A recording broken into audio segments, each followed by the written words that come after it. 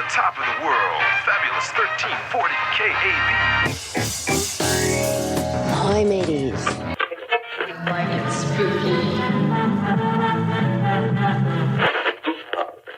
To the ships at sea who can hear my voice, look across the water into the darkness. Look for the fog.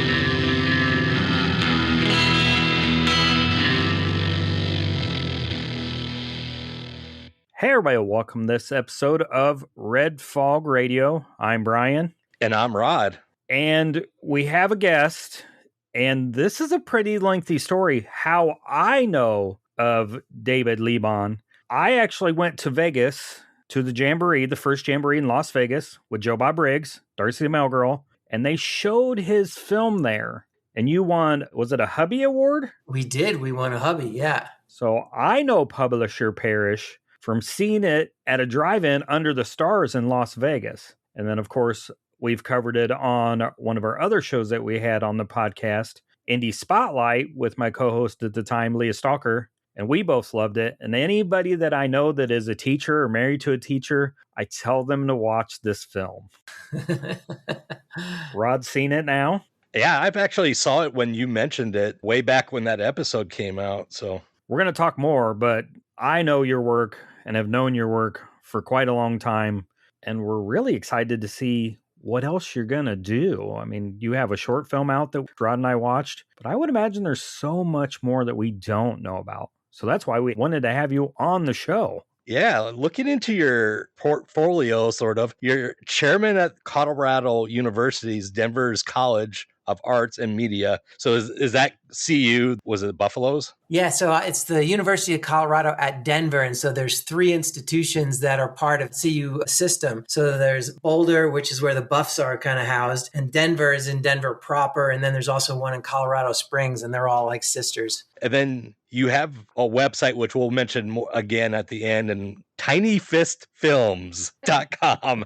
It was kind of funny seeing that you do documentaries, and some of your documentaries go not dark, but, you know, in those places where most people don't want to talk about. But you have one that is called Looking for Mr. Miyagi. And I'm going to assume that's how you got this website. It's kind of unrelated, actually. I mean, oh, yeah. So the way Tiny Fist came about was my wife has tiny fists. So her mother would call her. It was a reference. I think it was from World According to Garp or Hotel New Hampshire, one of those books. And so when I first started dating my wife, I just borrowed it and it just kind of stuck. And, you know, so Tiny Fist Films was unrelated. And then when I started doing karate, it just started making sense. So, yeah. So I haven't got to see that yet. So did you get the black belt? Can you tell us? So this premise, it was, I was trying to get my black belt before I turned 50. That was the idea. And so I filmed myself going through the process for several years. And every time I would go to a training session, I would put a pebble in a jar so that you can visualize how long it took to get the black belt. But at the end of the documentary, I did not get the black belt. But a year or two later, I did. What degree are you? I am a second degree. Okay. And your wife with her tiny fist can still take you? She just laughs at me. Yeah.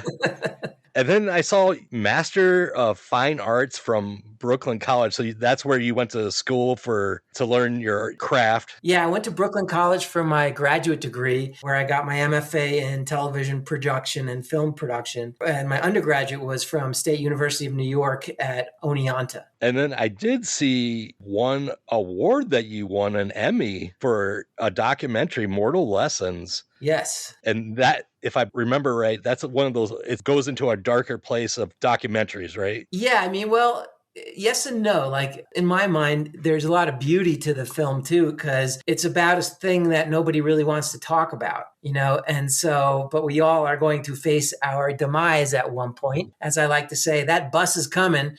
You just might not be able to see it yet. Yep. But so I interviewed two people who were terminally ill, and they were stage 4 cancer victims. And they opened up to me and shared their experience with me. And so I interviewed them, and I talked to experts and hospice care workers. And so, you know, people who are dealing with loved ones that are ill or have recently died, you know, they show it it in like different hospice care places, and they share it with people that are, suffering. Or what do you do? Like people that are ill, they want to talk about it, but people are afraid to talk about it. That documentary was called Mortal Lessons, and you could see it on Vimeo if people want to watch it. It's out there. I put it out there for free. Yeah, I think I saw that it was on PBS and shown all over the country. It was, yes. Well, let's dive into some of this. Publish or Perish. That came out in 2023. I'm assuming when you were filming, it was around COVID. It was. We were shooting, like it cleared up for a little while. And then was it Omicron that happened, or? Like the second one? Yeah. And so then but we were going forward anyway. So the crew was wearing masks, and we had to because we were a SAG signatory project, we had to have a COVID safety officer on set. And so at the beginning of every day, we would do the tests. And, if I got sick, if my DP got sick, or if my lead actor got sick, we were finished. But our audio guy got sick, we replaced him. My first AD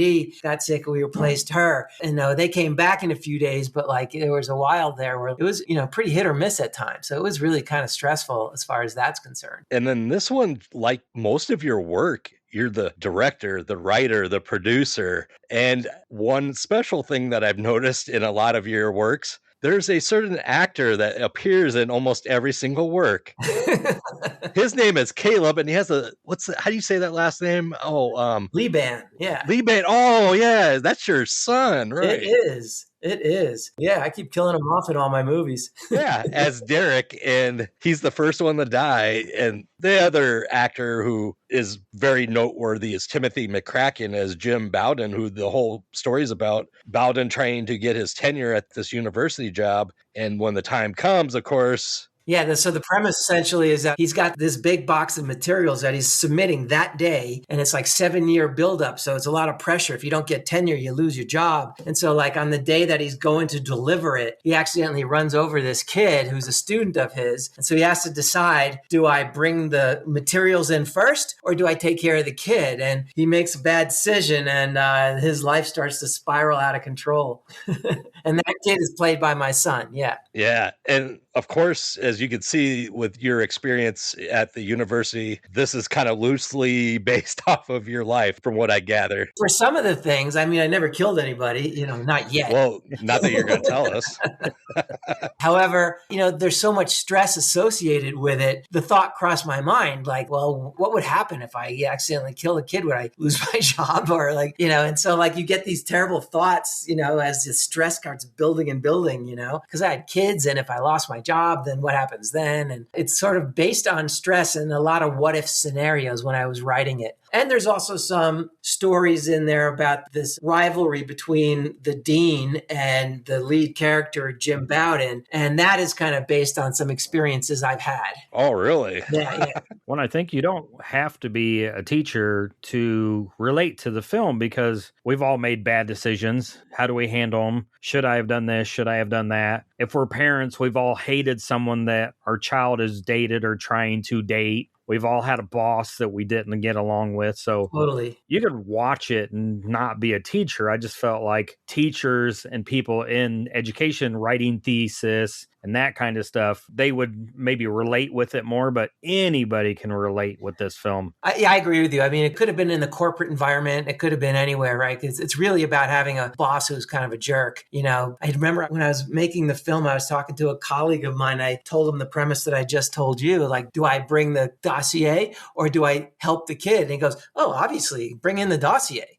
So yeah, it was he got it right away. But I do think it would transcend any kind of business environment. Now, did you have this planned ahead? Have you been thinking about this storyline for quite a while? I actually had been sitting on it for a while. When I was at that institution, when I was with that dean who was an asshole, his name was whatever his name was, forget that. But it was at I taught at a different institution, and that guy was really out to get me. He was not going to help me at all get tenure, so that's kind of where it started, where I got this idea. So it was many years before I sat down to write it. But I do remember at the time, I was not tenured, and I told somebody this idea that I had, and they said, well, why don't you wait to have tenure before you make this movie? Yeah. Ironically, where I'm working now, my dean and all the people I work with, they all love it. They think it's funny, and they know it's not them and it's purely fiction. fiction, but where I was, I'd say it was a little bit more conservative than where I'm at now. And if Dean Asshole is listening, thank you for this, because we got a good movie out of this. Great movie. I hope he is. I hope he gets to see it. I did a little math when I wrote the thing. He was in his 80s, and I came across an article about him that he got fired because he got a DUI, and then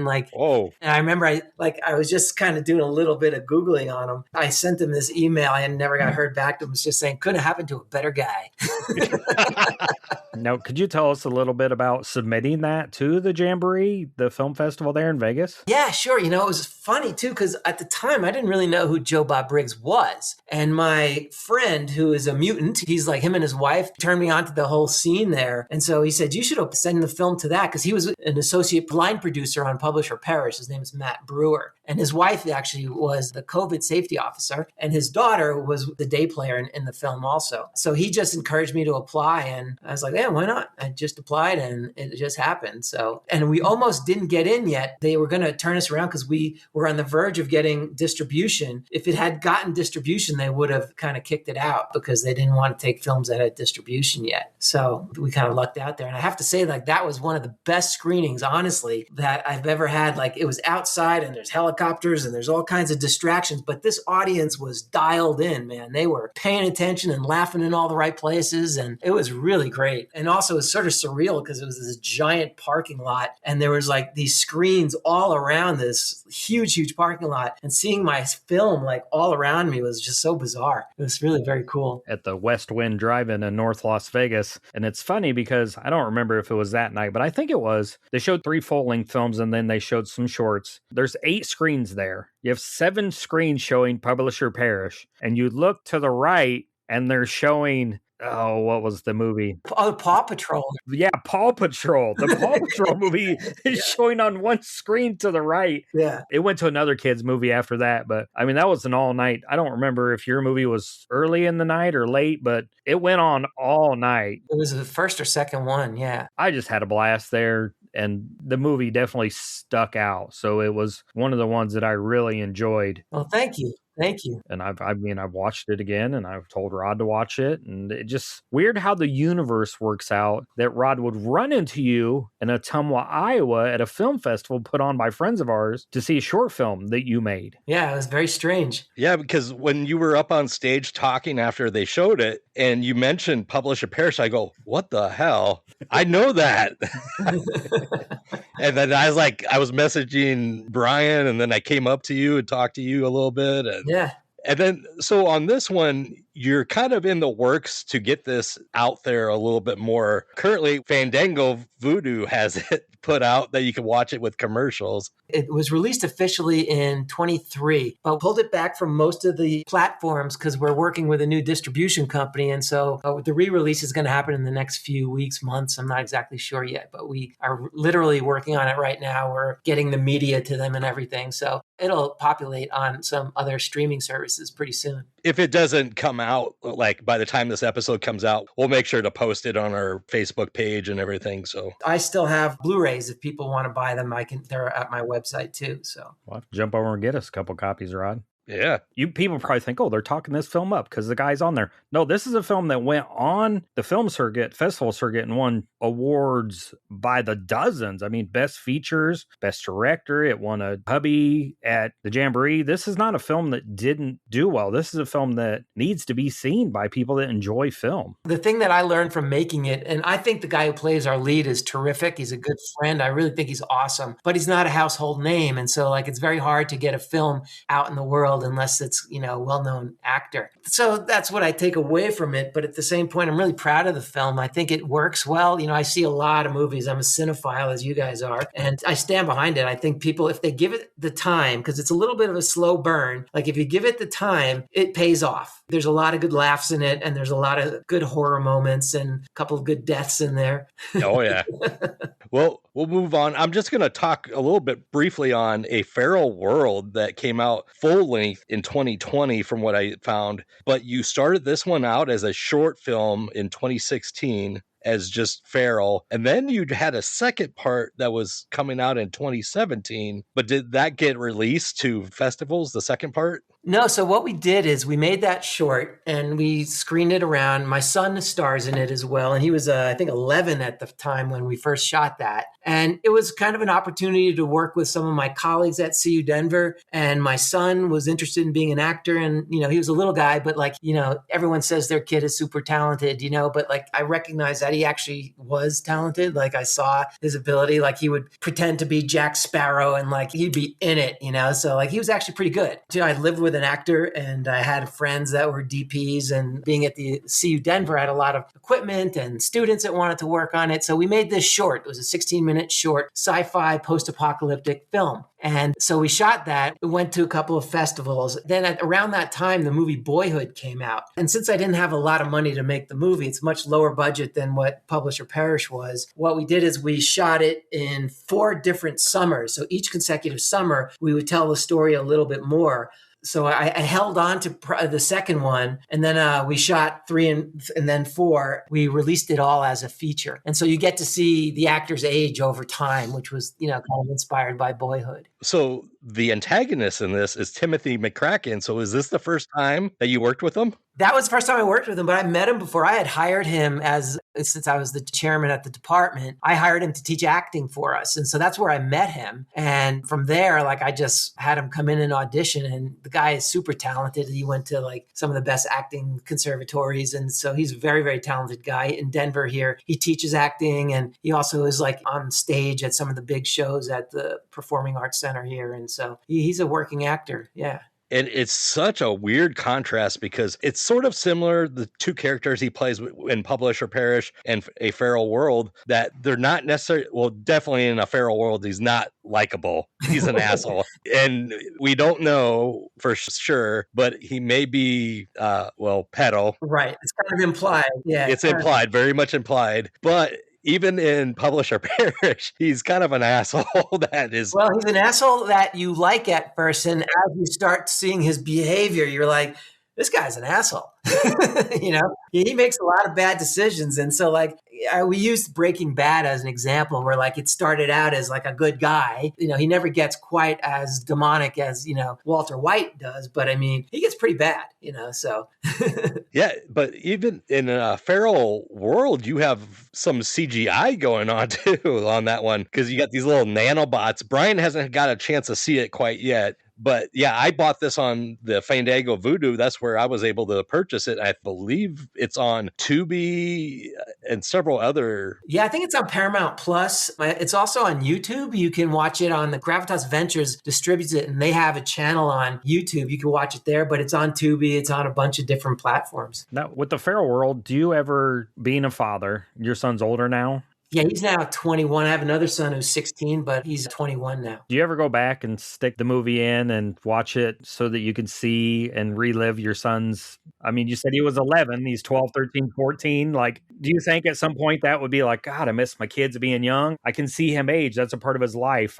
Yeah, totally. And my other son is in the movie too. He's a smaller character in there, but he's also in the movie. And the idea there was, some dads play baseball, they play catch with their dad, which I did too, but we made a movie together, right? We don't together sit down and watch it because we know it way too well. And it's, oh God, I can't watch this again. However, I kind of imagine one day he's going to have kids or something and he's going to, put it in and show it to his kids. And so it's just a record of something that we did together that I'm pretty proud of. If we go back to Mortal Lessons, at some point you're going to be gone. And that's a memory he would have with you. Hey, my dad and I did this movie together and I can stick it in and remember dad. And not only that, it really inspired him. He went to school and he's just graduating this May and he studied film and he's trying to get a job in the film business. He makes films. He's a very good editor.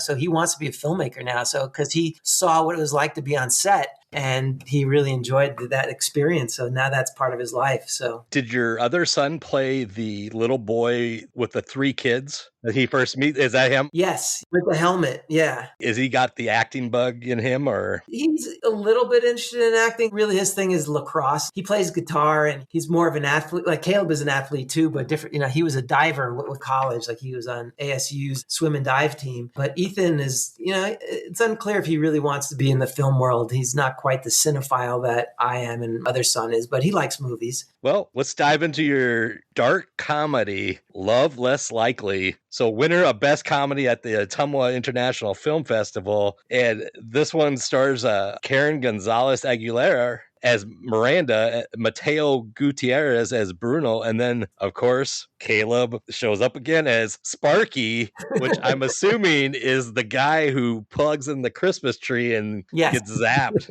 Yeah, he gets electrocuted in that one, yes. So how did this come about?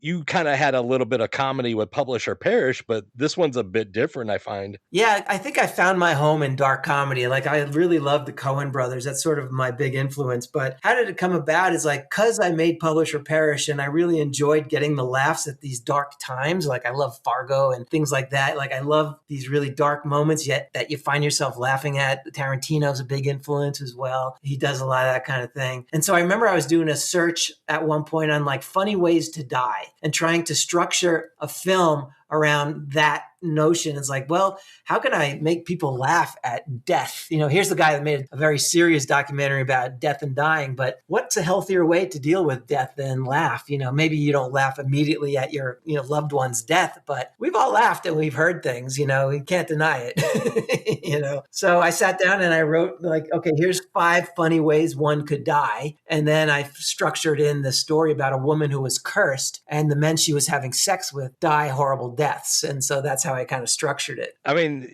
even in a feral world, your younger actors get a little vulgar.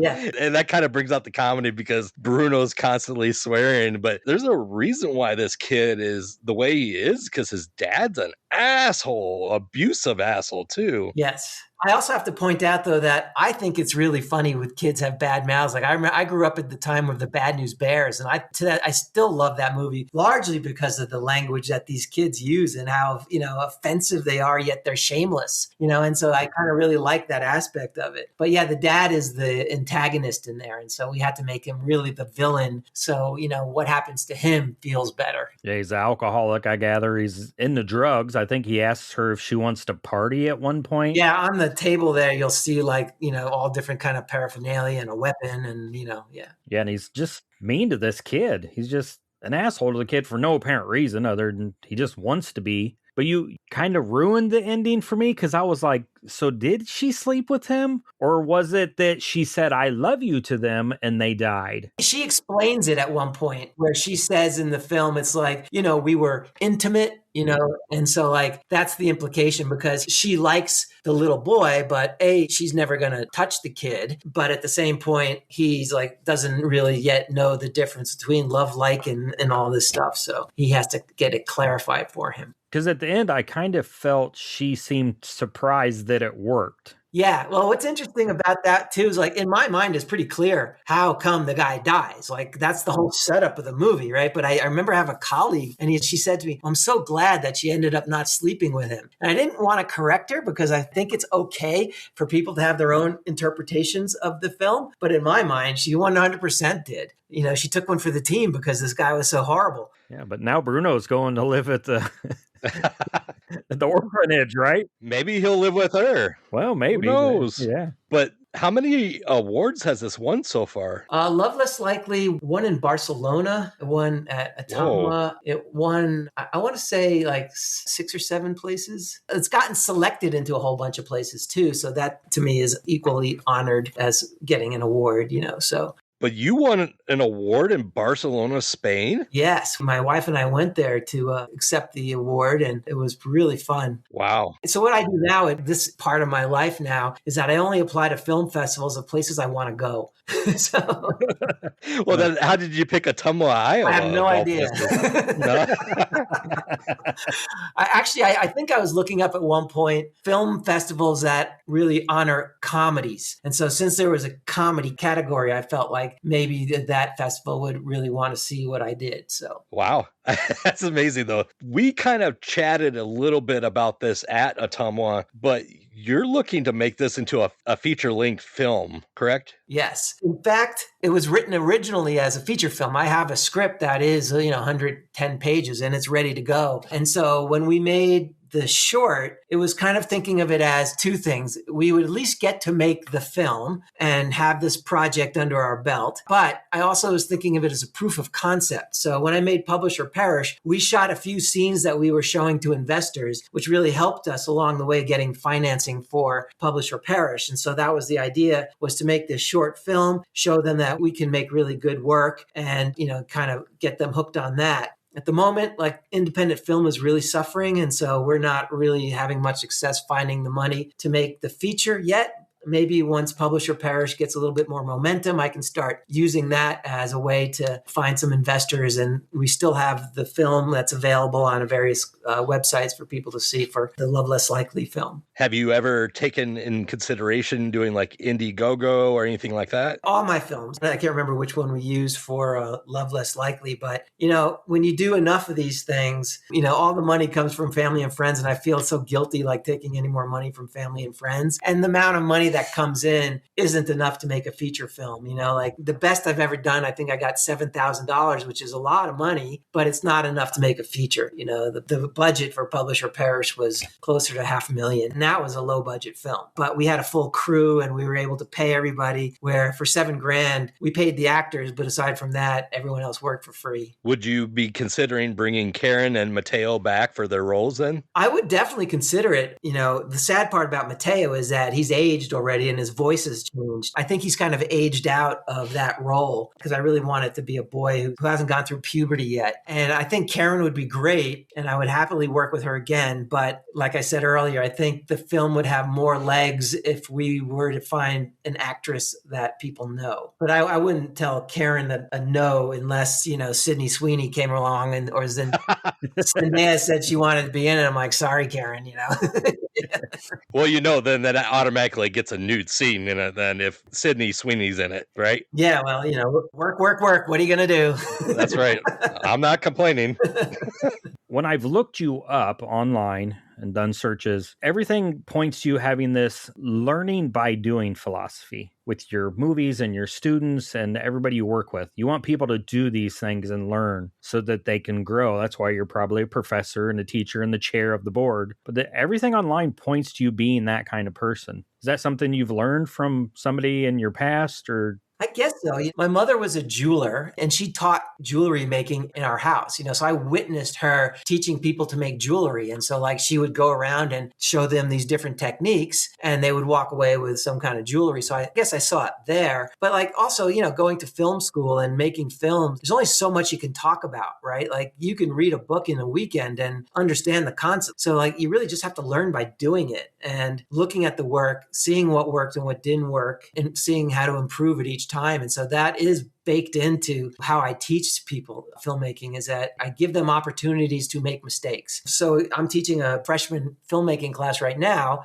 and the students would accidentally lose their media, and I want that to happen in that class, not when they go out and make their film. So you do it once, you're not going to do it again. And just yesterday I had a kid tell me Professor Liban, I just want to let you know that I can't find my media. I taught him backing it up 3 places, and they look at you and they nod. This kid is never going to make that mistake again. Yeah. He's going to come in with a tote of hard drives next time he makes a movie. Totally. We've all lost media, and so for me, it's I'm not comfortable unless it's in 3 different places. The cheapest part of making a movie is the hard drive. That is spend the $200 and get as many hard drives as you need. That is nothing compared to what it costs to feed the crew, so. Well, I don't know if you could feed Rod and I for $200, but yeah. I would also point out on A Feral World, though, that was made largely with student workers. And so none of the crew really got paid. You can see the film is a lot lower budget, but I still think it holds up pretty well. Each year I use some kind of crowdfunding in order to pay for each episode. Speaking of people who don't pay us even, let's go to our podcast network, the PFPN.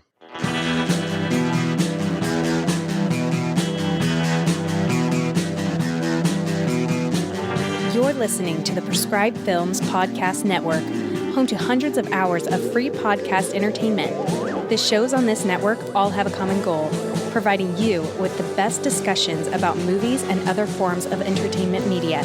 The PFPN hopes to fill your ear holes with audio joy. Visit our website with links to all the other amazing shows at www.thepfpn.com. Thanks for listening.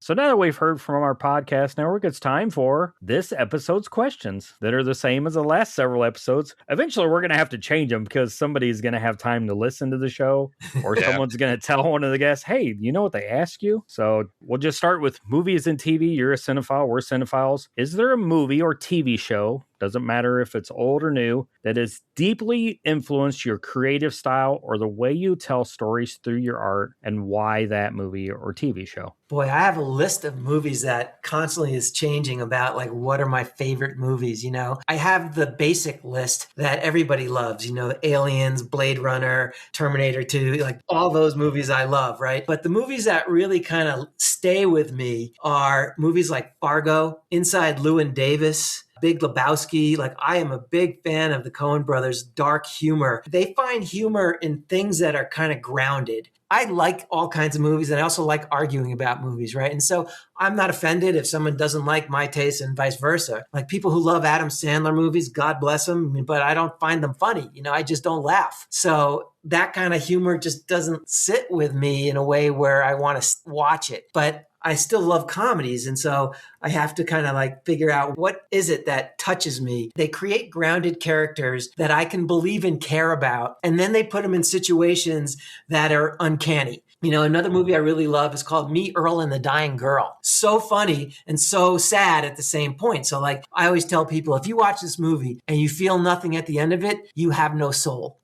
So that was a Coen Brothers film? No, that one was not a Coen Brothers film. I can't remember the director's name, but it was produced by Scorsese. But Me, Earl, and the Dying Girl, it's so funny and so sad, but you'll stay with it. And it's great for a cinephile as well, because the lead character, his mother pressures the son to go visit this girl he barely knows from high school who has been diagnosed with cancer. And so like she knows why he's there and he knows why he's there to kind of appease the mothers. And they end up forming a friendship, but it's based on this really sad thing. And it doesn't sound funny, but it is funny. So those are the kind of things that really kind of move me. And like in the movie Inside Llewyn Davis, there's a couple of moments in that movie. There's a scene where John Goodman plays like this heroin addict and he's stuck in a car with him and he doesn't stop talking the whole time. He's like, blah, blah, blah, blah, blah. He's just going on. And it's like, he's so irritating. And he's picking on Oscar Isaac as the lead actor. And he's hitting him with his cane. And he turns around and he says to him,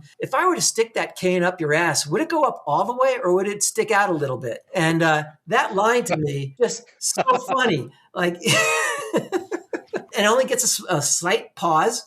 And then he just keeps talking some more, you know? Oh, wow. It's like that kind of humor just to me strikes me as very funny. Like, doesn't even answer the question. He kind of does. He doesn't answer the question because it's unanswerable, but like he kind of throws it back at him with an insult saying, you must be something like this. I don't remember how he replies. These are all films that I feel like as you grow older, your one friend has this story about this time he was in this crazy predicament or this weird thing happened. And that was a movie. Totally. And you're like, why is that on a movie? Well, it's funny you say that because like in Publish or Perish, there's a scene in that movie where he steals a painting off the wall, you know, Yep. And I didn't do that, but like I knew I wasn't getting tenure. Like it was clear to me I was not going to get tenure at that institution. So I went there and I'm sitting in the waiting room and I'm looking on his wall and he's got pictures of dirt, like sand.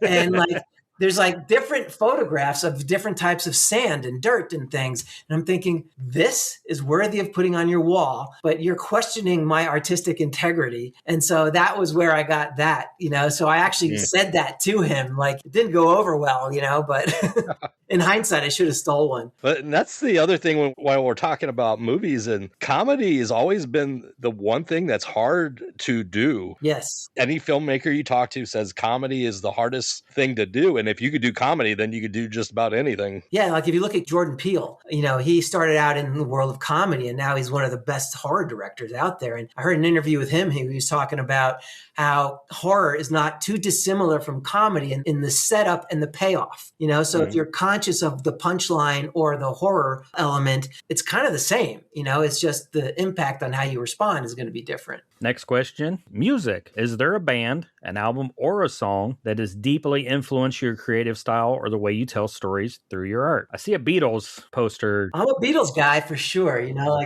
This whole room has got Beatle paraphernalia around it here. I love the Beatles, and I don't know if it influenced me other than, I remember like seeing that John Lennon was in a movie and Ringo Starr was in a movie. George Harrison was producing, like he produced Time Bandits. Like he was a producer and he was friends with the guys from Monty Python. In a sense, I guess the Beatles, I'm still like a Led Zeppelin guy. I still like listen to Zeppelin, and once the 90s happened, I was really into like Nirvana and Bush and, kind of this grunge rock kind of thing. So in fact, I guess I do feel like the grunge genre, I remember thinking when I was writing something, if I could somehow get the feeling that Smells Like Teen Spirit gave me the first time I heard it and somehow put that on the page and get that kind of response out. I don't know if I've hit that mark yet, but that was something that I strove for, because I remember the first time I heard that song, I'm like, wait a minute, what is this? Then it was history from there. But I don't know if I've achieved that yet, but I remember thinking that was something to strive for. Well, I feel like with Publish or Perish, you maybe get close to that point when the teacher backs over the kid because you don't know that it's going that direction. And then you're like, what the? Yeah, what happened?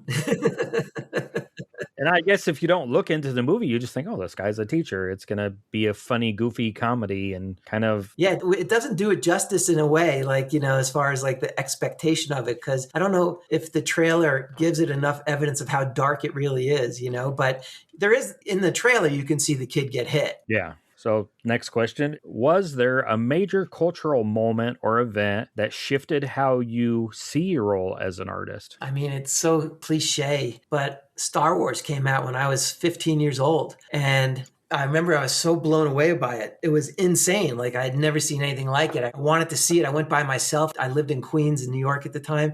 And I took this bus to the last theater because it was a big 70 millimeter screen or something. And like, it just blew me away. And then I remember seeing like the making of it. Like you don't think about when you're a kid, like where did these sounds come from and how did these images get made? And I remember seeing like the making of the sound of the blasters. The guy recording it was in like the desert and they had these high tension wires holding up a telephone pole, and the guy had a mallet, like a little metal mallet, and he was hitting this cable and it went pew, and that's where they got the sound of this thing. I'm like, I want to do that. And so that was kind of where it started, honestly. And, there's something even before that. So I went to summer camp and this kid, he was older than me. I was probably like 9 or 10 at the time. And the kid who was probably like 12 or 13, and he showed a movie at like one of the nights where they had an event. And it was a movie that he animated a guy coming down the stairs and Stevie Wonder's Superstition is on the radio. And all the things, inanimate objects are dancing to his song. And I was thinking, wow, that is so cool. And so I looked up, how do you do animated movies? My dad let me use his Super 8 camera. And then I delivered newspapers and I bought myself a camera that was able to do single frame animation. And so I made little claymation things. And so that was even before Star Wars, actually. So if anybody ever asks you that question about music, you're going to have to say, yeah, Stevie Wonder's Superstition. Yeah, I guess so. I guess so. It's a great song. I mean, it is a great song. Yeah. Books, fiction or nonfiction. Do you think every creative person should read a book, the book? What is the book that you think every person that wants to be a filmmaker? If you want to be a filmmaker, I got a list of books that we tell our students you should not graduate film school without having read these 3 books. And I'll get to that. But as far as the books that inspired me, I was a big science fiction head that I read a lot as a kid. And so Foundation, the Isaac Asimov, and I read the Dune books and Lord of the Rings. And, I read all that stuff. So I was really into all different types of science fiction. I also like spy novels. I like Ken Follett and Jean Le Carre and that kind of stuff. So storytelling, action, plot-driven sort of things. And, the fantastical was always pretty interesting to me. And the books that you should read if you want to be a filmmaker, there's 3 of them that you should read. One of them is called Rebel Without a Crew, which somebody at the Tamwa Film Festival referenced that book. And I have all my students read that book. It's Robert Rodriguez's book about making El Mariachi. Then there's one by Sidney Lumet called Making Movies that is very important to read. And the other one is In the Blink of an Eye by Walter Murch, and it's about editing. Yeah, it seems like anytime we talk about books with any artists, they always go to one book. And if you remember last episode, Rod, we had a guy named the Phantom AD, and he is ghoulish rock and roll is what he does. He plays rock and roll. And we asked him the book question, and he brought up, I think it's Get in the Damn Van or Get in the Van by Henry Rollins. And it's either about him or it's about Black Flag, the band, and how they just got in the van and went on tour and just did it. It sounds kind of like what the El Mariachi, the Robert Rodriguez. Yeah, basically the guy just wanted to make a movie and he got enough money by donating his body to science. He went to this place where they do like testing on your skin with some kind of lotion and you're not allowed to leave for 3 weeks. So he was trapped there for 3 weeks while they were doing these experiments on him. But when he left, he had $7,000. And so while he was there, he was writing a screenplay and then he used that money to make a film. We talked about Joe Bob Briggs earlier. Joe Bob Briggs did a thing on The Last Drive-In where he said, make the damn film. Yes. You are not going to be a filmmaker. You are a filmmaker. Exactly. That's what Rodriguez says as well. Like, it's a state of mind, and you hear all these stories and I'm a cinephile. I listen to podcasts about movies and I talk about movies and I read about movies. Even like Sam Raimi, it takes him 7-8 years to get a film made. So like, if you're going to sit around and try to like get permission to make a movie, you're never going to make the movie, which is why we made the short, because we weren't able to like raise the money. So it's like, well, let's make the short version of it then. So like if you wait for permission versus just doing it, we're not getting any younger. I don't know if I want to wait 10 years to make a movie that maybe you're going to get made, Yeah, and then by the time it's done, you may not be around to see it. There you go. Yeah. Last question. Is there a famous person or someone in your personal life who has had a major influence on you as an artist, and what lessons from that still shape the way you create today? A famous person? Or somebody from your personal life? Could be anybody. My creative career has sort of evolved over time, but, there's two people I would say that, like when I was in graduate school, I had a professor, his name was Stuart McClelland, and Stuart really took me under his wing. Like I kind of went to grad school with a chip on my shoulder because I had an undergraduate degree and I had a little company that was making commercials. And I'm like, what are they going to teach me in grad school? I know how to do this already. And then I met this guy, Stuart, and like I realized how much I did not know. And so he took me under his wing and he was making short industrial videos and things like that. And he hired me to like, edit and shoot for him. And so I learned so much with that guy. He doesn't do the kind of work that I do. He's done documentaries too, but he's really like about the business of it. And he's really a better businessman than I am, really. But I learned a lot about the craft of filmmaking and finding the detail and like seeing good image and listening to good sound and really differentiating the things that a beginning filmmaker would often overlook. You just don't pay attention to that until someone says, yeah, this part here, not good. Fix that, And so those are the kind of things that I learned from him. I used to teach at the University of Memphis. That was a good school, by the way, not the shit place I worked.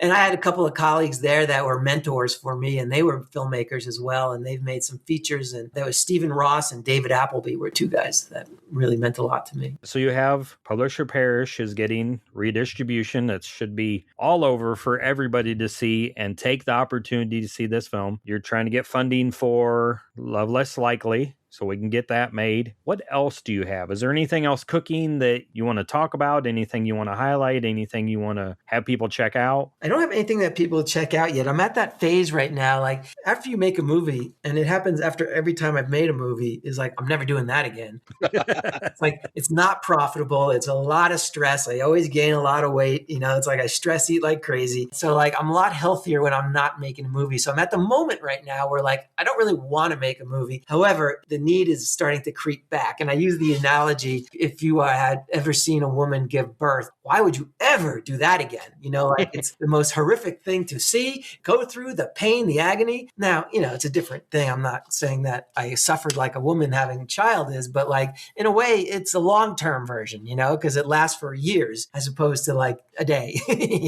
So I'm kind of thinking about what the next project will be. And I know horror is a really big genre and it's easier to get funded. So I'm really starting to think, what's a good horror film to make? And my problem with horror is that I don't know what I can add yet to the horror genre that hasn't already been done. It'll probably be, again, a dark comedy. So I just have to figure out what is the next type of story I want to tell. And so I'm trying to decide what that's going to look like. There's a guy who did all my VFX, like practical effects, who makes these amazing creature effects and werewolves and zombies. And like the guy is incredible. And so his name is Kevin Ward, and he's doing all kinds of great stuff. So I would like to work with him. And I've had a couple of conversations about creating some sort of creature, but I don't have the story yet. So that's what I'm still trying to figure out. Yeah, I feel like horror's got really heavy lately. There was The Monkey last year that was a dark comedy, but it's really heavy lately. So we're kind of missing that fun horror, that popcorn. I can unplug my brain and go watch this film and have fun with it. Recently, I went to see They're Gonna Kill You, I think it's called. Yeah, Rod saw that one. Yeah, so it's like a comedy. It feels hollow to me, though. Like, I like the dark ones better. Like, I'd rather be in something like Bring Her Back, which is really, destroy you. Like, watching it's not a movie you want to watch again, but I saw it twice, because it's so good. Another one that I really liked was Dangerous Animals. Did you guys see that one? Yep, I seen that one. Yep, that's the one with the guy who takes people to see sharks. Yeah. So they're out there, things that I like, Yeah, Bring Her Back was Brian's favorite of last year, and then it was in my top 3. Great movie. Yeah. So well written, too. Like, the characters all had reason and depth. Last night, I went to see the new Bob Odenkirk film called Normal. Normal, yeah, I saw that. I saw a secret screening. Yeah, me too. And did you see his Q&A afterwards? Yeah. I felt like that movie was empty. Like, it just felt like a reason to put him in and beat people up. Like, it was fun. It was fine. But like, I didn't love it like Bring Her Back, where like all the characters had a reason for what they were doing. And, Yeah, Normal was a lot like Nobody. His movie's Nobody. Yeah. And Normal was fine, That's one thing you don't want to be as a movie, though, is fine. Correct. Right. You want, as hard as Bring Her Back is to watch, especially if you're a parent, it sits with you and you remember it. And maybe you never want to watch it again, but you're like, I want to tell other people to watch it, but I don't want to put them through it. Yeah, so good. It's so well designed. And the more you think about it, the more depth you find in it too. Yeah, well, if you're looking for another dark horror movie to watch, I just saw Lee Cronin's The Mummy. Oh, I'm seeing it tomorrow. Yeah. Is it good? A lot of same Bring Her Back vibes for me. It looks like Bring Her Back in the trailer, the same kind of creepy child look, Mm-hmm. Yeah, I'm trying to work my way into finding 3 hours to go see it. Yeah. Is it 3 hours? Well, it's 2 hours and 15 minutes long, but then, trailers and it's a half hour or so. So should we turn the tables on them, Brian? Yeah. Do you have a question for us? I have a question for you. Yeah. Yeah, well, are you guys filmmakers? What is your creative outlet? Podcasting, basically. All right. I have this podcast that I'm on with Rod. We have Red Fog Radio, and then we have The Wrong Podcast Died, where we cover films from all genres. And it's called The Wrong Podcast Died? Yeah, The Wrong Podcast Died. We cover films from all genres. We've covered a Beach Boys album. We've covered TV shows. We've covered animated specials. Talk to filmmakers. We cover the film, and then we go back and look at the time period surrounding the film's release. So what was going on in news and sports, and then Rod has this fun segment at the end called 6 Feet Under with Rod, where he talks about the people that died during the time of the movie. Yeah, I've been finding these deaths of these people who you never heard of, but they died in odd ways, like under weird circumstances. So it's been an interesting thing to do. I have another podcast that's going on its 5th year. I Like It Spooky Horror Podcast. And we are not strictly a movie podcast, but we are a scary movie podcast. But we open the show with scary movie news, why we're poor. We collect and buy physical media and all this other stuff. We've had a couple different segments at the end, questions and recommendations and what are we up to, and that's every other week. And then I have a 7-year-old that's in 15 activities, and I run the social media for Spooky. And I've actually written one short film script on a flight back from Vegas, and I had some friends read it, and they're like, that sounds really fun. And they're filmmakers. They're in the process of doing some movies, so I'd love to get around to it eventually. Yeah. Because they all seem to think it was really fun, and it's actually about podcasting. Ah, okay. Yeah, I'm a podcaster, so I'm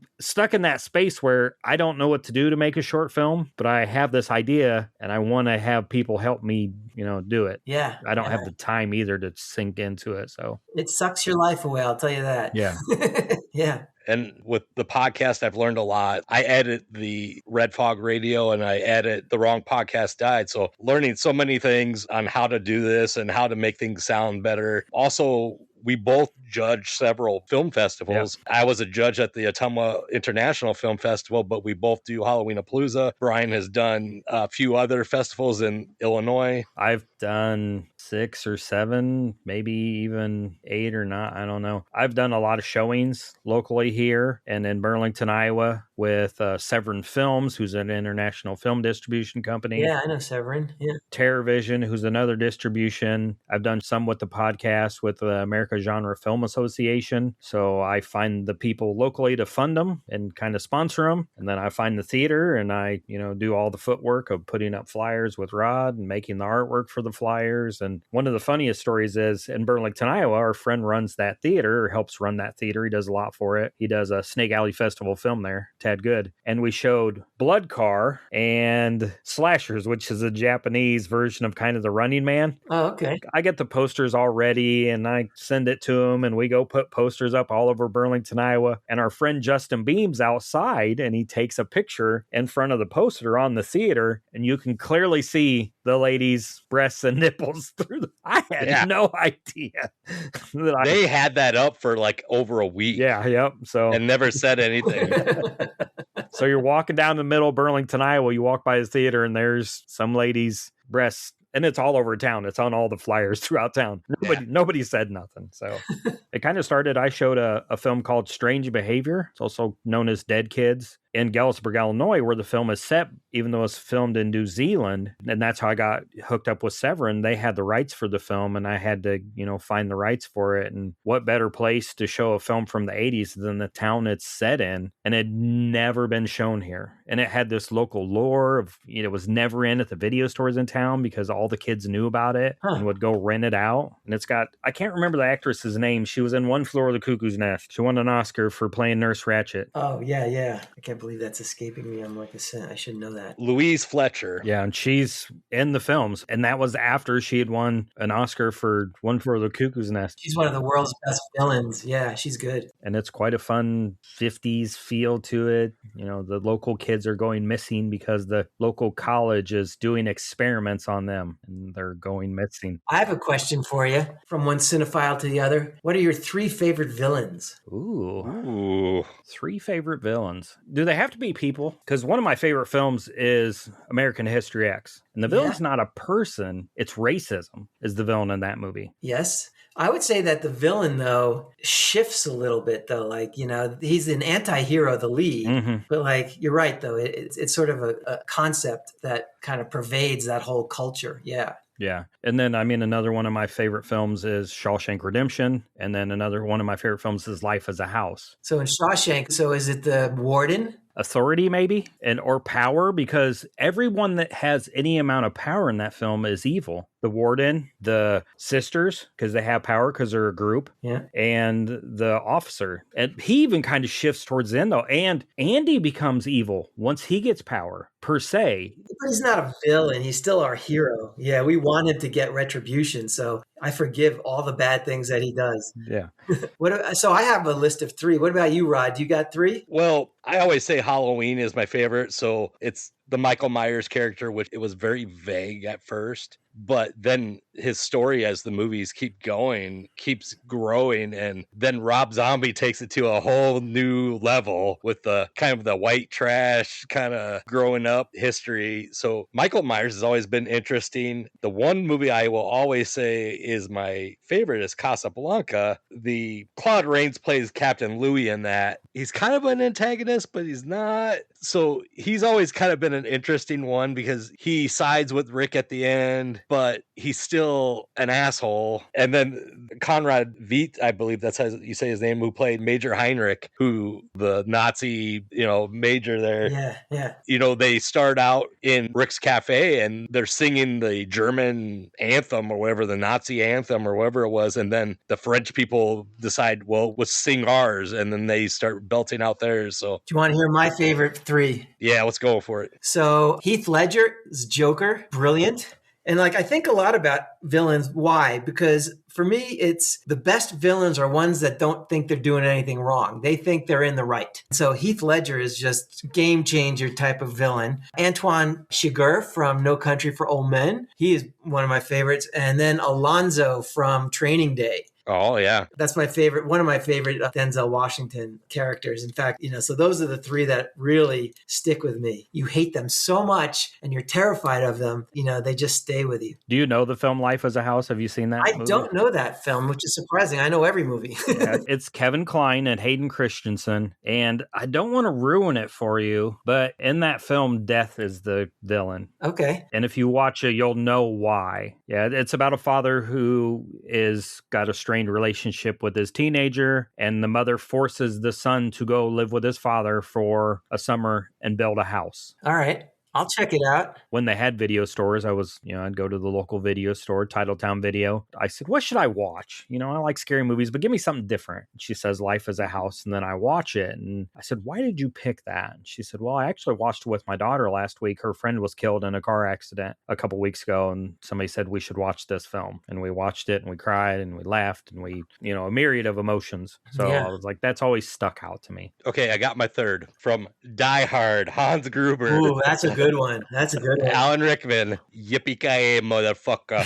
That's a good one. Yes. I think that's his best moment in that film. Totally. Even more than the Harry Potter stuff. Yeah. And Gruber thinks he's doing what needs to be done. It's completely selfish reasons, but he thinks he's right because he believes he deserves it. He's so brilliant. I deserve this. And to him, that means he's doing nothing wrong. That's right. He deserves it. Right. And plus, they come up with such a plan in that movie of, we're going to knock out this. We're going to take over this security booth. And then, he sort of gets caught up where he has to play a different person. He acts like he's an American or whatever. Yes. And that's one of my favorite parts is the accent he uses. It's a classic movie. One of my favorites for sure. Yeah. So we've talked about your films, your work as a teacher, a professor, your short films, your love of the Beatles and cinema. Is there anything that you think people should go check out? I know you have a website. Yes. I have a website called tinyfistfilms.com. So if they wanted to get a